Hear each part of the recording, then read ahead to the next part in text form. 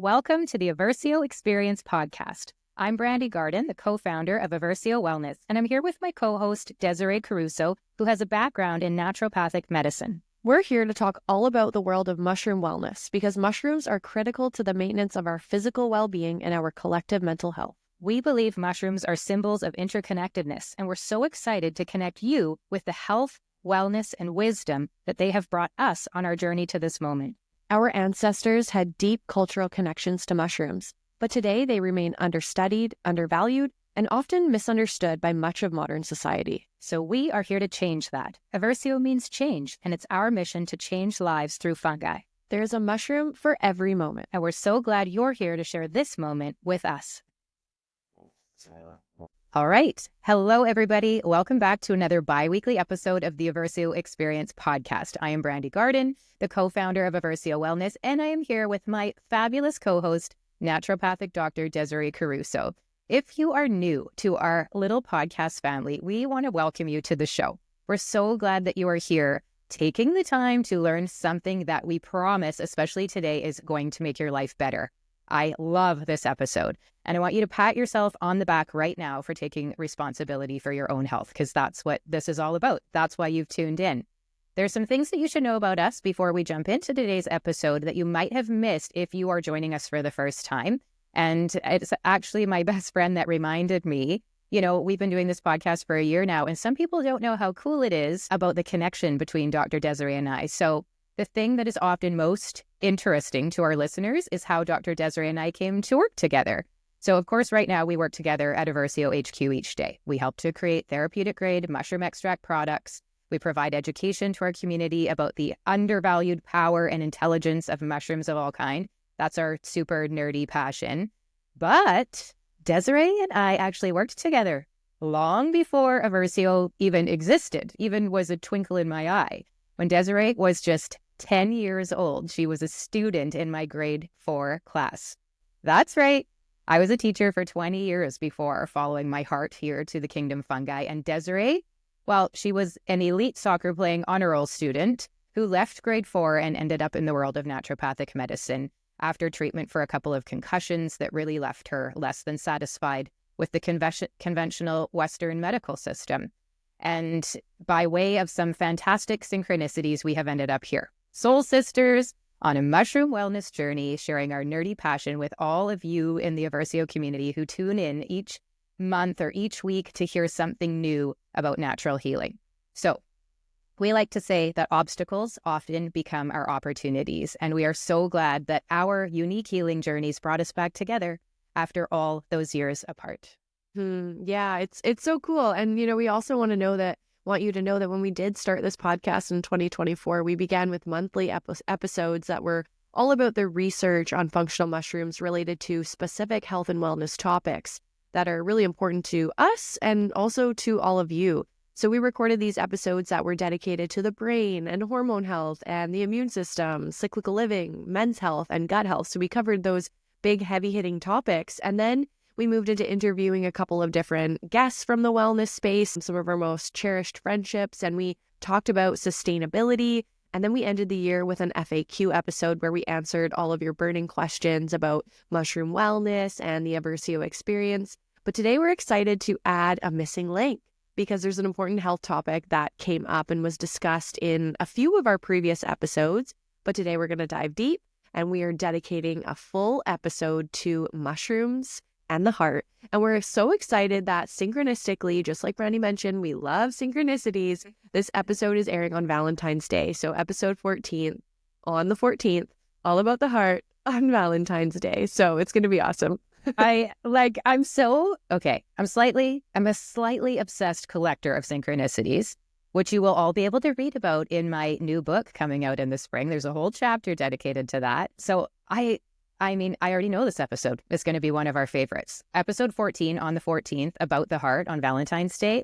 Come on already. And if you love as much as I do, I want you to stop right now and share this episode with everyone that you love, because it's not just an important topic. In my opinion, it is the most important thing in our world right now for both physical and mental health. So I'm going to start with the stats. I'm going to start with the bad news. I don't really believe there's bad and good. There just is what is. But the lower vibe energy around this topic of heart is really eye-opening. And these statistics are what made us decide we got to go back to that library and we've got to add the heart there. And I hope that if you haven't listened to some of those episodes, if you're interested in neuroscience, go listen to that episode about the brain. If you're a man, please go listen to the episode about men's health. If you are someone with an autoimmune condition like I had, go listen to the episode about immune health. Those are like our little library back there. And this one needed to be added to that. So here's the bad news. And I don't want to scare you. I just want you to know why we think it's so important. So cardiovascular disease is the #1 cause of death globally on the planet. And according to the World Health Organization, it claims an estimated 17.9 million lives each year. That, you guys, is nearly 1/3 of all of the deaths worldwide. So the most concerning part to me is that many of these cases are preventable. Like, we're going to talk to you today about ways that you don't have to be one of those statistics. So here are the stats on prevalence and mortality. So it is the leading killer. Heart disease is the leading cause of death for both men and women in the United States and in Canada. Heart attacks. Every 40 seconds, you guys, somebody in the US experiences a heart attack. And that means around 805,000 Americans have a heart attack, with 200,000 of those being recurrent events. So every 40 seconds, I'm just going to be watching the clock as we do this podcast today, and like, there's another one. 40 seconds goes by. We've said a few sentences. There is another one. It's always happening all day long. Sometimes people experience silent heart attacks. Approximately 1 in 5 heart attacks occur without noticeable symptoms, causing damage without the person even realizing it. They don't find out until some other symptom comes up. They go to see a cardiologist and realize they've had a heart attack. They've got damage now that is going to affect their wellness in their future. Heart failure. An estimated 6.7 million American adults have heart failure, with projections indicating a rise to 8.5 million by 2030. Lifetime risk. The lifetime risk of developing heart failure has increased to 1 in 4 for both men and women. So think about you and your 3 besties. Think about a group of 4 of you sitting around a table, having a nice brunch on a Sunday. One of you has a risk of heart failure in this lifetime. Don't let it be you. And let's educate our friends with the information we're going to learn today so that it's maybe not one of your 4 either. The frequency is this. In the United States, so I told you that a heart attack occurs every 40 seconds. In the US, somebody dies from cardiovascular disease every 33 seconds. So the heart attacks, sometimes people can survive them. Sometimes it's the wake-up call they needed to make some changes in their life that Dr. Desiree is going to tell you about. But every 33 seconds, it doesn't turn out that well, and people die from a heart attack. That's about 2,600 deaths every day in the U.S. And maybe the worst part of it for me is the alarmingness of the age. About 1 in 5 cardiovascular disease deaths in the U.S. occurs in adults younger than 65 years of age. And that's young these days. Like 65 is... we think, oh yeah, heart attacks, heart disease. This is the elderly. These are the people in their 80s and 90s, and they've led a good life anyway. No, 1 in 5 occurs under the age of 65. You guys, I'm 48. This is a reality for so many of you in our audience. So I want you to listen up. So Dr. Desiree, can you tell us first about the risk factors for cardiovascular disease? What do we really need to be thinking about as the risk? Yeah, I mean, some of the top contributors to this epidemic really include poor diet, lack of exercise, chronic stress, and exposure to environmental toxins. So we know our modern lifestyle is filled with processed foods, high sugar intake, sedentary habits. So these people are not moving, they're consuming junk food. And, this has led to an increase in hypertension, high cholesterol, and inflammation, all of which put a strain on the heart and its system. So some heart disease risk factors include diabetes, if you're somebody that smokes, if you do have high cholesterol, as mentioned, lack of exercise, high blood pressure. If you have a poor diet, that means that you're not eating enough fruits and vegetables or whole foods, as we say, right? You're consuming too much saturated fats or trans fats, too much salt, which are common in processed foods, right? I think there's this misconception that I can't have any salt, and it's that well, look at the salt intake in the processed foods that you're eating as opposed to, adding sea salt or adding whatever salt you're adding to your food. Sleep apnea, as well as a risk factor, which is trouble breathing during sleep, having a family history of heart disease and conditions, obesity, so being at an unhealthy weight as determined by your healthcare provider, as well as, your frame. Everybody is different. I think sometimes BMI is not the best indicator. However, feeling good in your body, the more risk factors you have, the greater chance of having heart disease or a condition, right? And the thing too that we can think about, like we've talked about atherosclerosis, which is a buildup of plaque in arteries. A lot of times, I think the messaging is around maybe the middle-aged group, around that age where people are being prescribed statins or types of medications where now the health and heart health especially is a concern. Atherosclerosis can start early. Your diet and everything you're doing in your 20s is contributing to that. It's not just something that occurs like that in your 40s, 50s, etc. So I personally have heart disease in my family. So this is something that I am very mindful of with my diet, with my lifestyle factors, that for me in my 30s, what can I do now to improve and mitigate any potential risks? Do you have any heart disease in your family, B? Yeah, I mean, both of my grandfathers, so my mom's side and my dad's side, died of cardiovascular disease. My dad's father died at 19 years old. 19.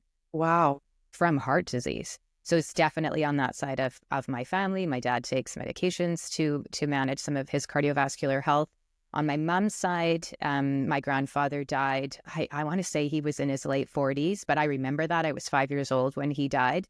So both of my grandfathers. So I knew about heart disease very young. Like I knew it was always there. I think I've always been a bit mindful about it.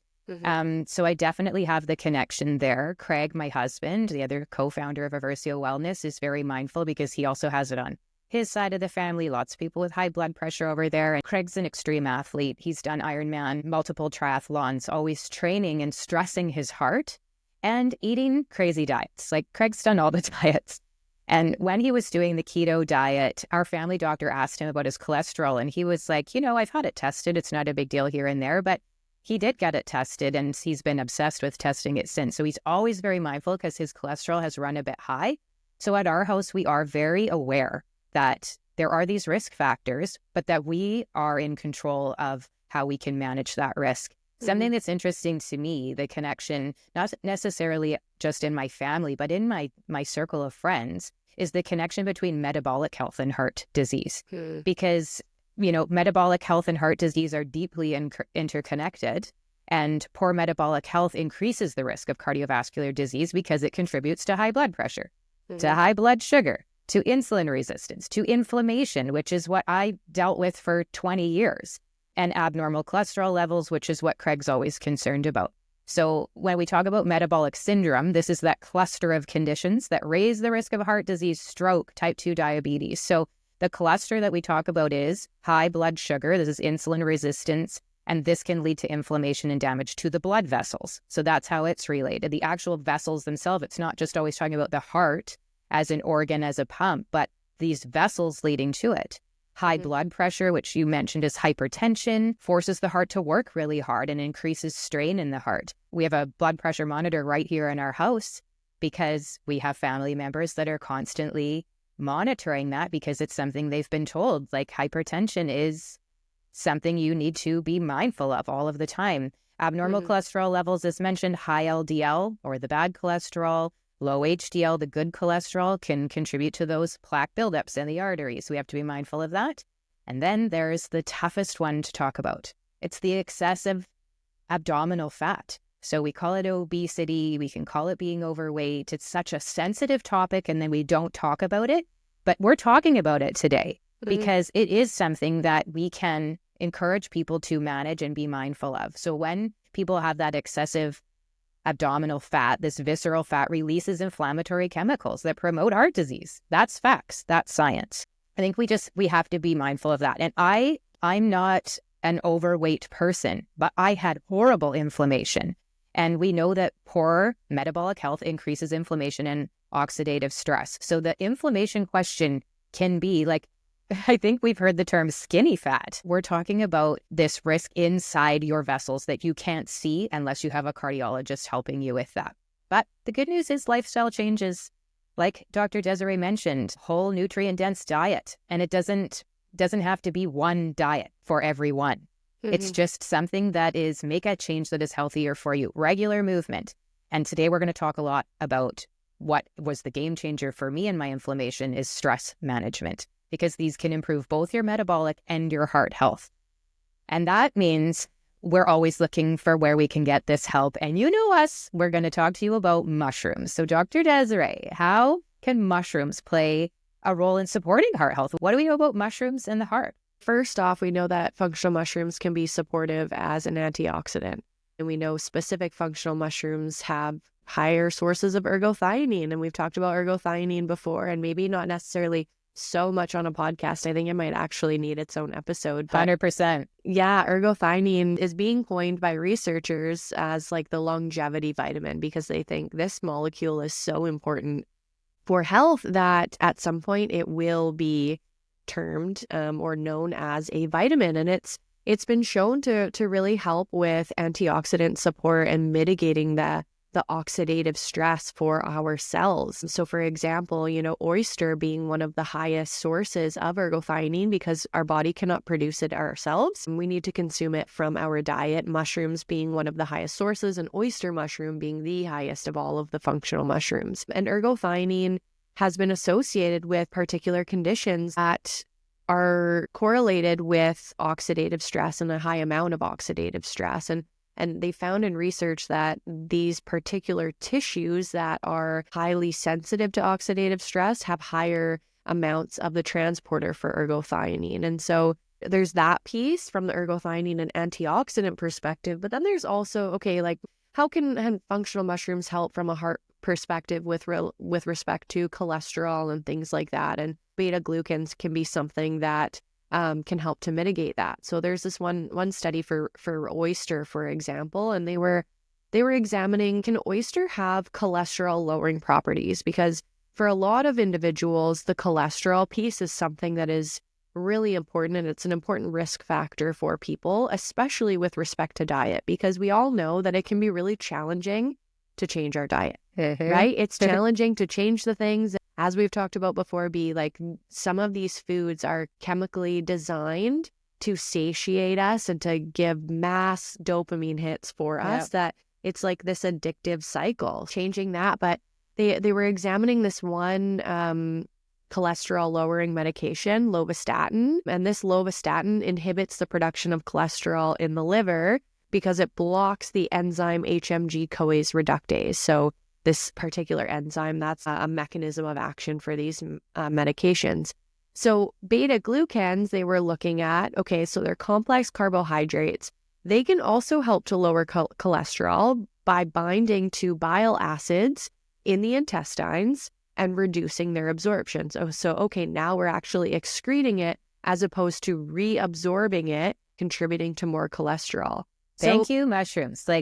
Right? And this is what I love about that is beta-glucans are in all the mushrooms. Yeah. It's not even, they're everywhere. They're everywhere. So this other study looking at oyster, they found that consuming oyster mushrooms for 30 days significantly reduced total cholesterol levels in these hypercholesterolemic rats. So that it's an animal study in particular. And another study found that oyster mushroom extract reduced LDL cholesterol, which is the bad cholesterol. We don't want high amounts of that. And they also reduced triglyceride levels in mice that were fed a very high fat diet. So just looking at these mechanisms for, we're looking at the results, and these are animal studies, right? So we do have to keep them in mind. But we've had responses from our community, practitioners who are using them with patients who are using functional mushrooms as a support to lower cholesterol. And it is working. But the thing to keep in mind is that it's different than a statin. It's different than a medication. It's not going to be quick like that.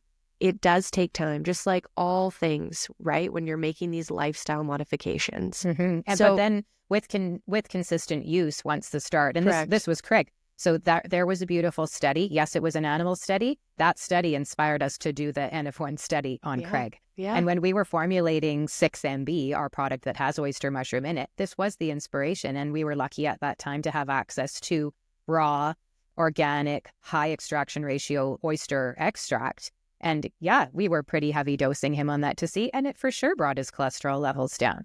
Now it's in a product that is so easy to add into our smoothie every day. And he will ask me, is there oyster in this one? Is there oyster in this one? Because he's not going to take a cholesterol medication. He wants to do it naturally through lifestyle. And oyster is one of those ones. And if you don't want to take it as an extract, they're delicious. You know, I love to throw them in my air fryer with a little avocado oil and some salt and pepper, and they're divine. So just like you said, adding them to your diet can be such an easy thing to do. Such an easy thing to do. So, you know, let's move on to shiitake, because shiitake is in 2 of our blends, in the 4MB and as well as in the 6 mushroom blend. And so this study, researchers looking at shiitake, so there was this comprehensive human study, and they looked into the potential of heart health benefits of shiitake in individuals who are dealing with borderline high cholesterol levels. There's so many people, right, who are on that border, who are thinking, oh, my medical doctor, my GP is recommending that I take a statin. But I'm also maybe, you know, thinking I don't want to take it. So I love that this study really was evaluating people who are in that situation. So they were looking at these people with borderline high cholesterol levels and were investigating, could shiitake support cardiovascular health? This research was randomized. It was double-blind, placebo-controlled, and, you know, it had 68 subjects, and these individuals were separated into 2 groups. So they had the intervention group, where there was shiitake present in their diet, and then the control group with a placebo. And they found that after 66 days of consuming shiitake mushrooms as part of this diet, the intervention group displayed a noteworthy 10% reduction in triglyceride levels. And we know that reducing cholesterol is really important for heart health, because high levels of cholesterol, especially this LDL cholesterol, bad cholesterol, can lead to plaque buildup in the arteries. And it's the same with, you know, triglyceride levels. We don't want those levels to be too high. Atherosclerosis narrows and stiffens the arteries, restricting blood flow to the heart. And this can eventually lead to more severe consequences for heart health. Yeah. I think we hear the big words. It sounds like, what is she saying? It's just buildup in the arteries. It's the stuff that you are eating, not being processed by your body, but sticking around for a long time. And when that starts to happen, to me, it makes sense. The easiest way to stop it from happening is to stop putting the things in your mouth that are causing that. And I think that sounds like an easy thing to do, but it's not easy for people to stop when they don't have something to replace it with. We're offering you one suggestion. Desiree and I are not vegan. We're not promoting any one diet over another, but we would both, I think, say that having a plant-based diet, which means you can eat some meat, but plants being the most important part of your diet, helps to reduce. We know red meat can be an issue with some of this plaque buildup. We can see it. It's science. Nobody's going to deny that. You can have that, but how many vegetables are you having in that same day along with it, so that we are getting that diversity of the plants to help with the moving of things through us? Absolutely. Plant sterols. And I think you bring up a good point of being plant-based. I've said that to people. You know, they'll say, as an ND, like what do you, like, how do you eat? Because I think a lot of people are curious, right? Mm-hmm. What are you doing for that? And I know, B, you get asked this all the time. And I always say plant-based, and people are kind of like, ooh, like you're a vegetarian or a vegan. And no, I'm plant-based. Majority of my diet they're plants, they're vegetables, right? And some fruit in there as well. It's whole foods. And then whatever you're supplementing or whatever you're adding in, whether it's meat or fish or any of the things, just focusing on quality products. So the less amount of processed foods that you can. Before we move on, I do want to share some things too about reishi with respect to heart health, because you and I have talked a lot about some anecdotal studies with respect to reishi in terms of how it's very calming. And I know we have heard from many in our community who have said that their high blood pressure has decreased just from taking reishi. So reishi can help in that anecdotal sense. And anytime you've ever been stressed, and we'll talk about this later too, where you feel like your heart is racing and you have high blood pressure and you take reishi and then you just feel more calm. So there's that aspect with reishi. But then in research, they've also found that reishi was able to lower plasma levels of total cholesterol and LDL cholesterol while simultaneously increasing levels of HDL cholesterol, because that's something too. we want to lower these, bad cholesterol levels, but we also want to increase good cholesterol. We want the good cholesterol to be present too. We don't just want to have no cholesterol. And they found that reishi exhibited the potential to ameliorate cardiovascular disease with its antioxidant and hypercholesterolemic effects, so mitigating the cholesterol. And they found that not only reishi, but as well as maitake and shiitake, they were all able to improve lipid levels by directly acting on the mechanisms that control cholesterol transport and excretion. So yes, they're acting as antioxidants, helping to reduce lipid peroxidation. If that sounds like a lot, lipid peroxidation is when lipids, so the fats, degrade within the cell membrane, and then that can lead to cell damage and death. And oxidative stress and hypercholesterolemia, so high cholesterol, are linked to the increased risk of development of cardiovascular risk factors. It all comes down to oxidative stress, inflammation. You just mentioned 3 of the mushrooms that are in the 4-mushroom blend, and now you know why. Yeah. The maitake and shiitake don't get enough attention, and there is some research there around heart health, and we used to just call it the antioxidant blend in general. But yes, we have a very close family member who puts that 4-mushroom blend in her coffee every single morning and has stopped taking her blood pressure medication that she took for over a decade prior to that. So we do have these anecdotal stories that match up to some of this research going on. Yeah, totally. I would say in terms of community feedback, I'd say 4-mushroom blend is definitely the big one. And then 6-mushroom blend coming in with that antioxidant support and overall longevity. So we've kind of dove into some of the sciencey things, but you and I have talked a lot about heart health, not just with respect to the granular cardiovascular health per se. And I did touch on reishi with respect to how it can really help you feel a decreased level of stress physiologically. We've all had that moment where maybe it's a presentation or whatever, and we're feeling stressed and we can feel our heart racing and feel our blood pressure. But I know you learned some really fascinating things about heart health while you were away at a retreat this time last year. I think it'd be really helpful for people if you were to share. Yeah, absolutely. Gosh, has it been a year? Yeah. I can remember it so like it was literally yesterday. So yeah, about a year ago, my best friend and I checked something off our bucket list and we attended a Joe Dispenza meditation retreat. We went to Mexico for a week, meditated for 7 days with 2,000 people in a small space, and it was life-changing. Like we knew it would be. You and I have both followed the work of Dr. Joe Dispenza for many years, and he talks a lot about neuroscience, and he talks a lot about epigenetics, and he talks a lot about quantum physics. And I was really surprised at that retreat when he talked so much about the heart, which is not something I had read in the studies I had read around what he was researching or, in the meditations I was doing. But he used the words heart coherence multiple times through each day. And we did some really specific group meditations that were tuning into the heart, and they were probably the most beautiful ones that we experienced there, really life-changing. And it was this concept of being what he calls relaxed in the heart and awaken the brain. And I think this can change the world. So all those things we already talked about, all of these preventative measures, moving your body, getting exercise. We didn't really dive into sleep. It needs its whole episode, but we know there's these lifestyle factors. This, to me, is what I think we are missing, and I knew I was missing. So I realized how much stress was affecting my day-to-day life and how much power I had to change that while sitting in the chair at that retreat. I am a pretty high vibration person. If we're looking at doshas in Ayurveda, I am the Vata constitution. So I just tend to go, go, go, go, go. And I don't really think of that as stress. But as I started to intentionally breathe into my heart and look at what coherent heart waves looked like, my mind was blown. I mean, I've been meditating for a few years now. I have been healing through that meditation, no doubt. I have been managing my autoimmune condition without pharmaceuticals by using mushrooms and meditation. But heart coherence is next level.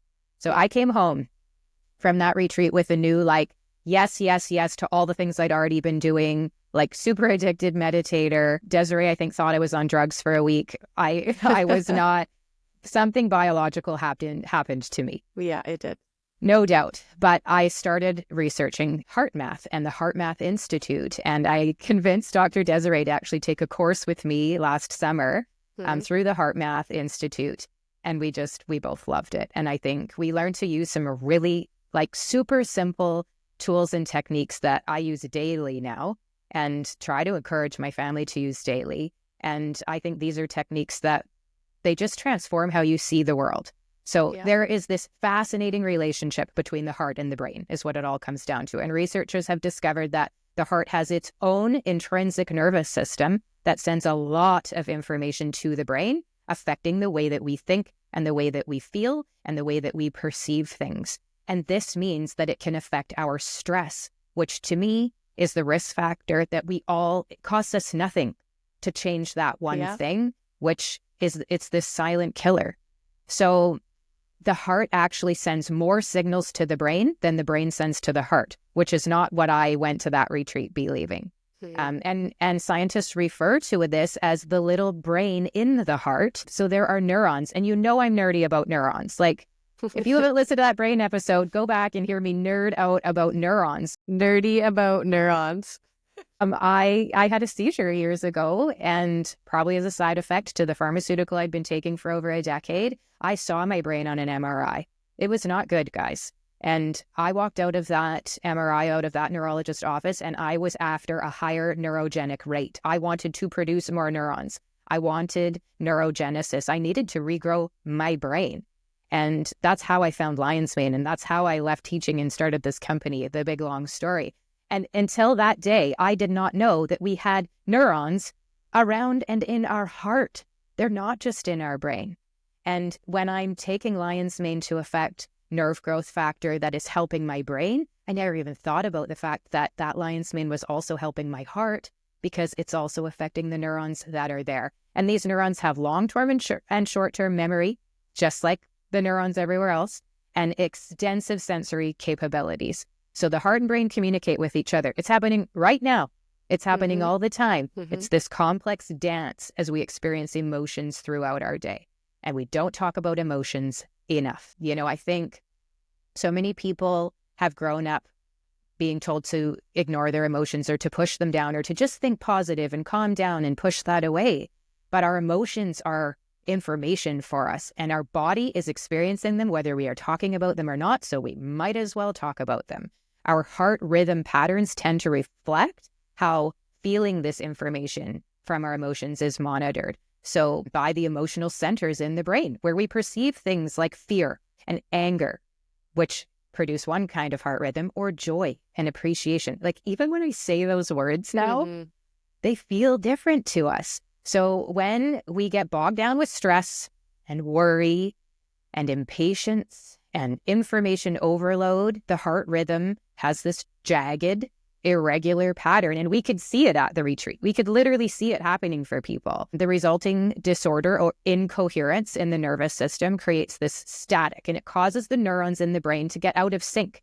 And we don't have this heart-brain coherence that Dr. Joe Dispenza talks about in all his meditations, that he wasn't even aware what he was saying. And we get impaired mental functioning, and we get this, what they call cortical inhibition.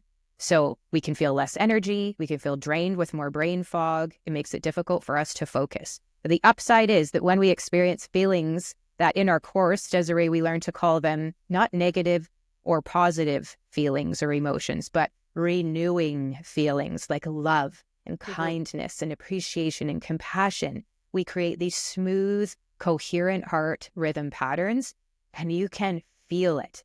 And this is stress resilience. We're building stress resilience. And this is where, to me, reishi is that mushroom that even at that retreat, I could feel. So I was taking reishi in the evening as we would go to bed, and I was taking Lion's Mane as we got up in the morning. And as I did that really consistently, because I wasn't taking reishi regularly before I went, I feel like I was getting a little help with that stress resilience piece to help me with this coherent heart rhythm pattern, just this calming and balancing effect that it creates between both the heart and the brain.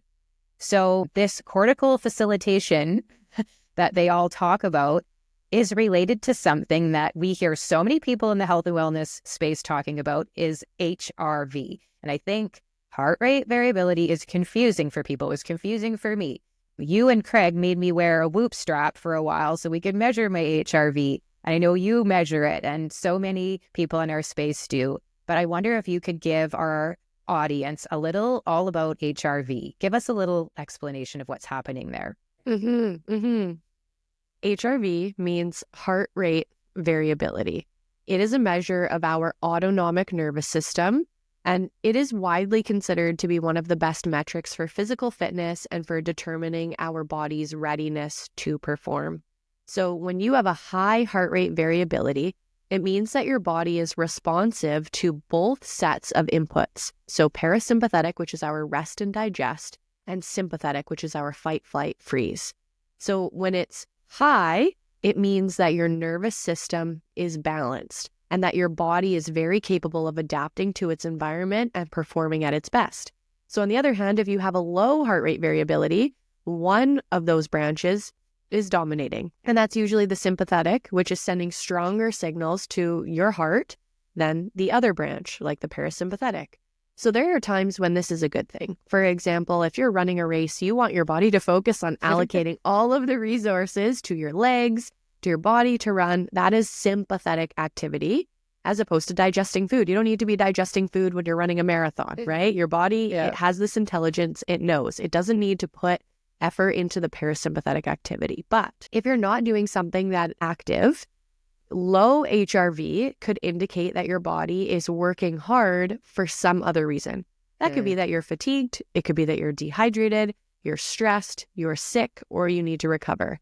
And this leaves fewer resources available to dedicate towards exercising or competing or giving a presentation at work or whatever. So if we look at it another way too, the less that one branch is dominating over the other, the more room there is for the sympathetic activating branch to be able to come in and dominate, which is why a high HRV suggests that you're fit and ready to go. So I think there's that misconception that it means like, oh, it needs to be a certain number and it needs to be this. The thing to keep in mind is we're all different. So what could be high for me might be different for you, right? But typically the higher it is, the more equipped our body is to dealing with stress.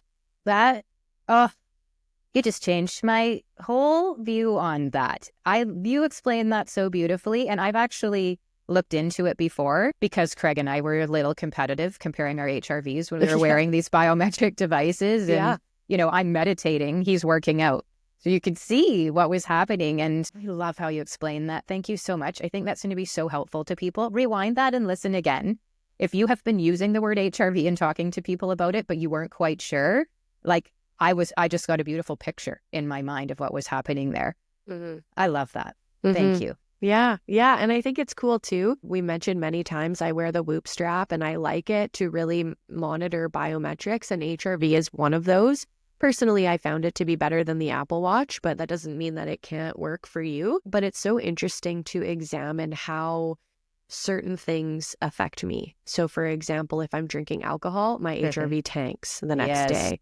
If I have stressed myself in the gym, I do notice my HRV drops a little bit, but that doesn't mean that I'm unhealthy per se, or I shouldn't do that. It just means, okay, I've stressed my body a little bit. Maybe the next day I need to focus on more recovery-based activities. But certain things like poor sleep, it will drop my HRV. Meditation will raise my HRV. If I'm around good people and being at the office and we're, singing karaoke, my HRV tends to be higher, right? So it goes to show that our environment is really important. So HRV is cool because it can track things for us. But I think also too, if we tap into how we're feeling within our body and we know how we're feeling and we're able to monitor that, I think we don't necessarily need biometrics. But what do you see for the future of the world as we start to see more people understanding the importance of stress resilience as a whole? Yeah. And I love that point. You don't have to wear a device once you feel it.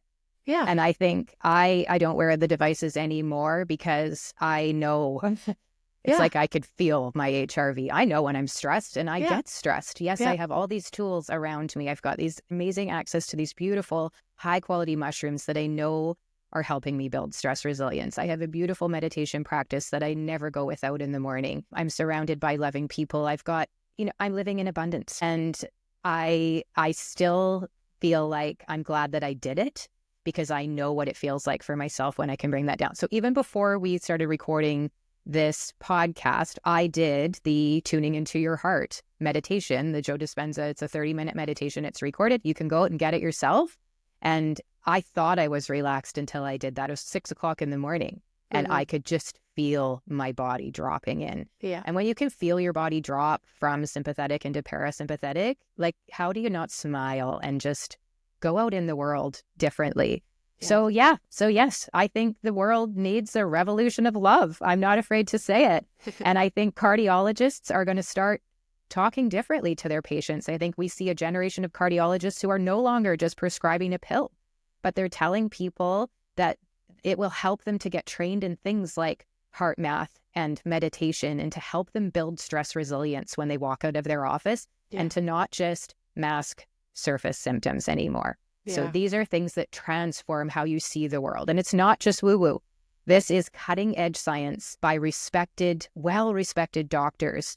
Heart Math, what I love about Heart Math Institute is that it has the research to support everything they teach. There is no cardiologist out there in the world who would say that this is hocus pocus. And I even did my own research, because I'm a super nerd, and found when I came back from the retreat, Dr. Mimi Guarneri is a cardiologist. And I'm going to read you her credentials so that Brandi's talking about love and meditation again. This cardiologist, go, read some of the things she's done. So Dr. Mimi Guarneri is she's board certified in cardiovascular disease, internal medicine, nuclear cardiology, and integrative holistic medicine. She is the founder and president of the Academy of Integrative Health and Medicine. She serves on the founding board of the American Board of Physician Specialists in Integrative Medicine. And she is a clinical associate professor at the University of California, San Diego, where Dr. Joe Dispenza happens to do much of his research, which is why we talked a bit about her at the retreat. So the book that I read after the retreat, The Heart Speaks, A Cardiologist Reveals the Secret Language of Healing, was written in 2007 by Dr. Mimi, and it is something I highly recommend. And in the book, she talks about how the heart possesses this intelligence. It has a memory and a decision-making ability, which means that healing the heart can have more to do with healing the mind and the soul. We talk all the time about the body, mind, and soul. And I think we see this, shows us this mind-body connection. So Dr. Mimi will teach her patients heart math because they have developed these tools for accessing this intelligence of the heart and looking at deeper issues of the heart than just your cholesterol or your high blood pressure, looking at grief, looking at the emotion of stress, looking at loneliness, which I think the Surgeon General just declared is an epidemic in the United States. The rate of loneliness is 50% of adults are what would be considered clinically lonely. And I think that these things get marginalized in cardiology. So having these cardiologists who are not going to just prescribe a pill anymore, but tell people to go get trained in these things is going to help us with what the world needs, this revolution of love. And I think when people start doing this, they will start to realize that what they're doing is stabilizing their autonomic nervous system and not letting stress get to them like it once did. So when we experience impatience standing in a line, frustration or anger with a coworker, rage on the road in the way home in traffic, overwhelmed because of the amount of things on your to-do list, these things take over. They change the rhythm of your heart, and this causes physiological damage. So if we could be preventative and think, well, how do I get out of feeling impatient or frustrated or angry or feeling rage? This is it, guys. This is how you do it. So when we do a heart lock-in, and it's as simple as stopping, recognizing that you're in that state, you're feeling impatient, you're feeling frustrated, breathing into your heart, breathing out of your heart, slowing things down, and then coming up with an emotion that is the opposite. So looking for renewing emotions that you can link to in real time. I love gratitude. It's the easiest. I'm so grateful for so much in my life. Stopping for that second, taking the breath, and I'm not taking the breath like I do per se when I meditate. I'm breathing into my heart, It's like you're waking up that nervous system that's there, breathing out of the heart, slowing your breathing down, and then layering on top of it an emotion that is renewing for you. Love. It could be love for your dog.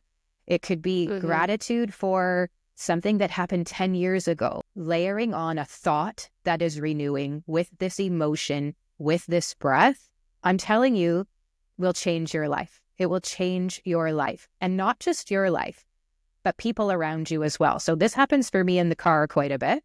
And something I've noticed is that if somebody in the car with me is feeling anxious or stressed or angry or whatever that is, and instead of me reacting to them or getting on the pity party with them, if I just mind myself and I drop in and I get coherent in my heart, I literally will see that transfer to the other person. Yeah. And if I can do it with one person, what would it look like if we did that as a world?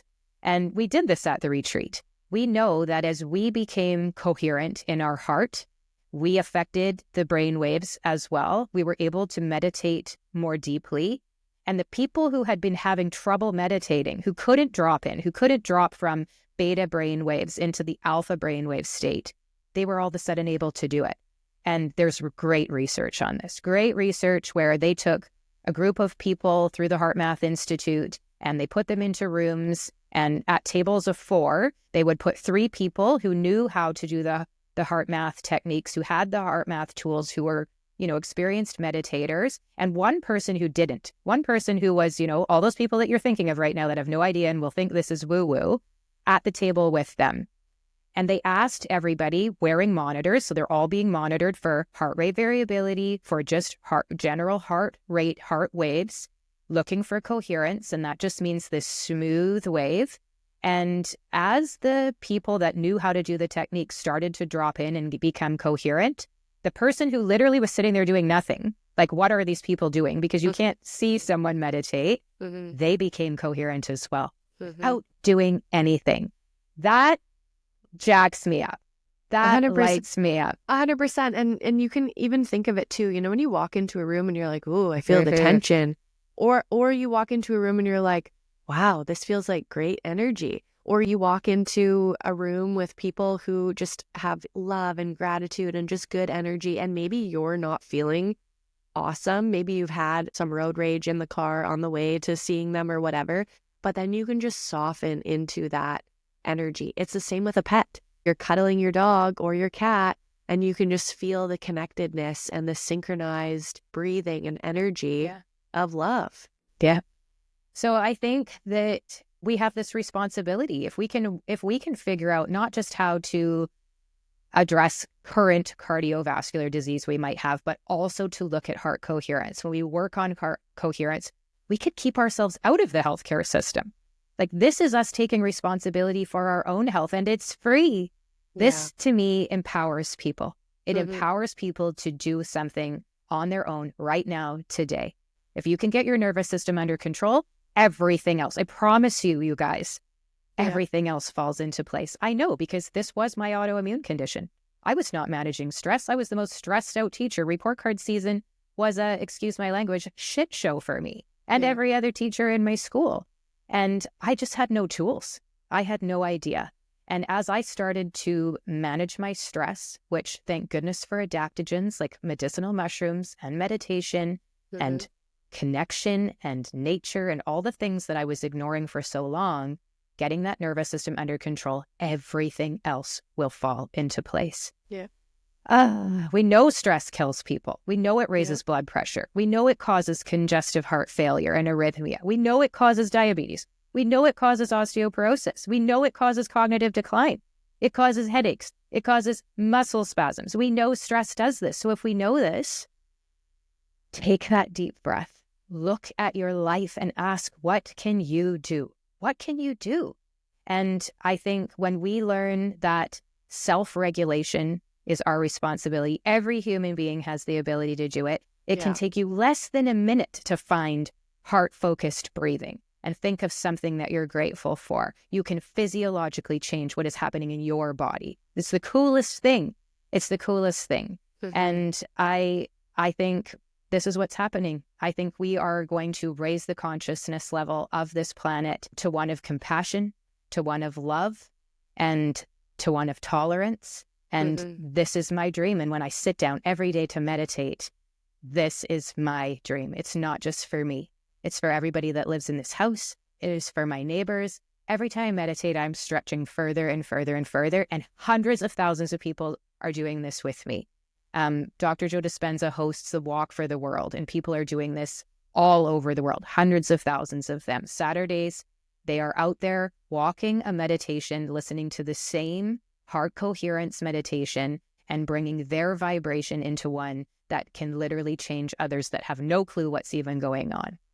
So my suggestion is turn off the TV. Seeing the stress that is there, it just desensitizes to us to think that it's normal. We see other stress, it starts to become the norm. It's not normal for us to be stressed out. It is not normal for us to hurt others. It is not normal for us to be at war.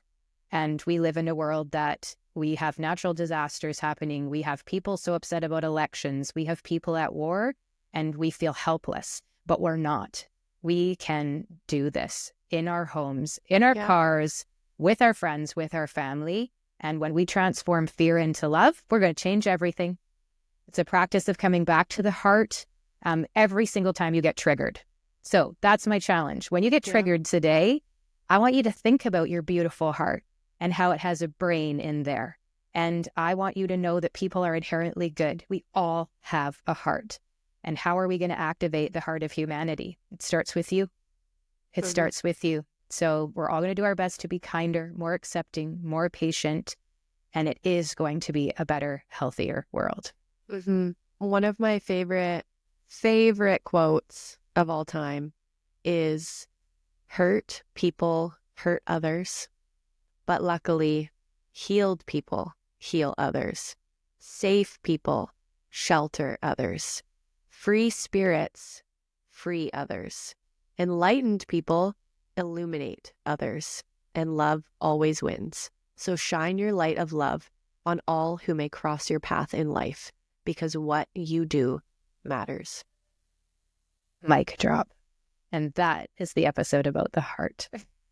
It's an episode about the heart. Oh, Dr. Desiree, thank you so much for your wisdom. I think we are just in this place where we have to always be recognizing that we are mind, body, and soul. And when you are not acknowledging one of those things, you will feel out of balance. We have to be mindful of the body. And yes, we have to think about what we're physically doing with our body, what we're eating and how we're moving it. But I love the soul talk. I love me some soul talk. And thank you for joining me on that. All right. We end every episode with a review from you, our beautiful, amazing Eversio community.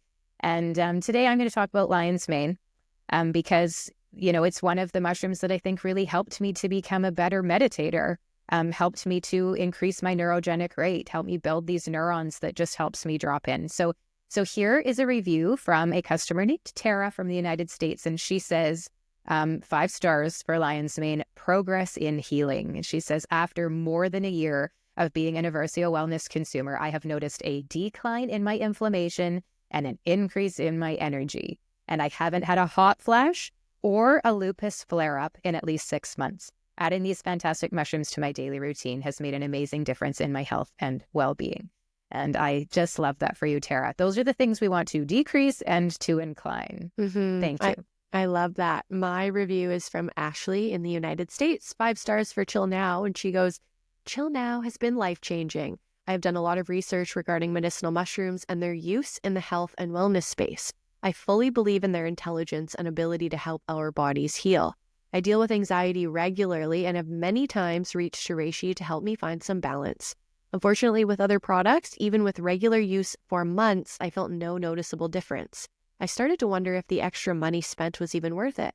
Then I listened to a podcast in which Brandi Garden, super nerd, discussed all things medicinal mushrooms and spoke about Eversio wellness. The testimonials and research she laid out were almost too good to be true.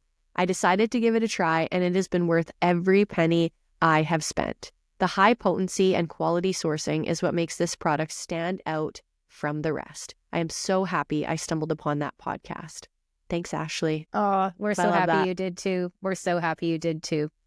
All right. Thank you for joining us for another one. Happy Valentine's Day to you. Please go out in the world and spread your love with everyone today. But the most important person for you to spread it to is yourself. Start with loving yourself. Make yourself the love of your life, and everything is going to get better. Sending you love, everyone. Sending you love. Be well. We hope you learned something new here today. If anyone you know could benefit from what we shared in this episode, please share it with them. And if you're interested in adding mushroom wellness to your life, you can use code podcast15 to save 15% on your entire order at eversiowellness.com. If you haven't yet left us a rating and review, subscribed to this podcast, or followed our social media accounts listed in the show notes, we would so appreciate that. Thank you so much for sharing this moment with us. Until next time, be well.